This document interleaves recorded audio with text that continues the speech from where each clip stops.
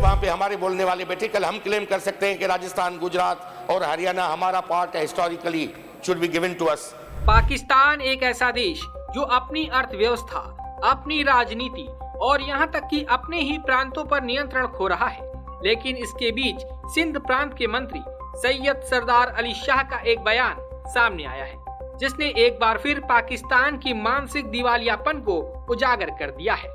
पाकिस्तान के सिंध प्रांत के मंत्री सैयद सरदार अली शाह ने शुक्रवार को कहा कि गुजरात, हरियाणा और राजस्थान हमारे ही नहीं है, वहां पे हमारे बोलने वाले बैठे। कल हम क्लेम कर सकते हैं कि राजस्थान, गुजरात और हरियाणा हमारा पार्ट है, historically should be given to us. उन्होंने कहा कि हम इसे साबित करके दिखाएंगे। सिंध असेंबली में अली शाह ने भारतीय रक्षा मंत्री राजनाथ सिंह के सिंध से जुड़े बयान पर आपत्ति जताई। उन्होंने कहा कि अगर भारत सिंध पर टिप्पणी कर सकता है तो वे भी भारत के राज्यों पर दावा कर सकते हैं। दरअसल राजनाथ सिंह ने 23 नवंबर को कहा था कि आज सिंध की जमीन भारत का हिस्सा भले न हो, लेकिन सभ्यता के हिसाब से सिंध हमेशा भारत का हिस्सा रहेगा।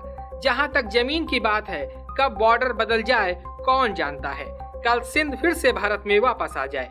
आज सिंध की भूमि, मेरे बहनों भाइयों, यह भारत का हिस्सा भले ही न हो, लेकिन सभ्यतागत रूप से सिंध हमेशा भारत का हिस्सा रहेगा। और जहां तक जमीन की बात है, तो बॉर्डर्स तो बदल सकते हैं, क्या पता कल को सिंध भारत में फिर से वापस आए। भारत एक स्थिर, मजबूत, विश्वसनीय शक्ति है।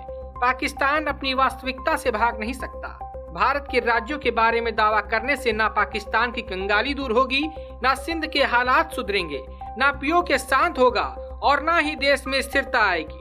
पाकिस्तान को बयानबाजी नहीं, आत्मनिरीक्षण और आत्म सुधार की जरूरत है।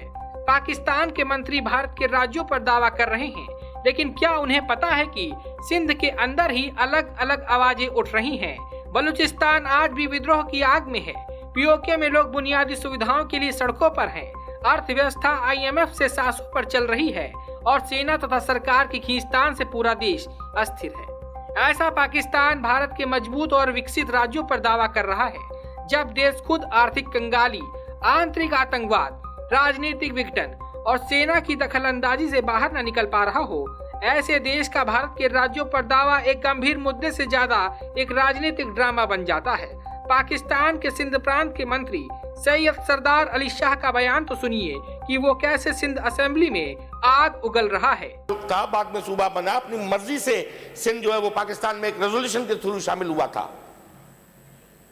आज जो जुल्म उन्होंने ढाए हैं वहां पे जो हमारे राजस्थान में, गुजरात में, आपके हरियाणा में जो हमारी मुस्लिम जो वहां पे आबाद है, जो सिंधी आबाद है, मैं सिंध से कहता हूं, मैं सिंधी जो लोग वहां पे सिंधी स्पीकिंग आबाद है, उनके साथ मोदी ने जो अशर किया था गुजरात का जब चीफ मिनिस्टर था, जिसको बुचर ऑफ गुजरात का नाम दिया गया, उनके साथ क्या अशर हुआ। आज कच्छ भुज में चले जाओ, आज बनी में चले जाओ, सिंधी स्पीकिंग वहां पे बोलने वाले बैठे हैं। भाई आप वहां पे दिल्ली में बैठ के, बॉम्बे में बैठ के भड़कियां नहीं मारो।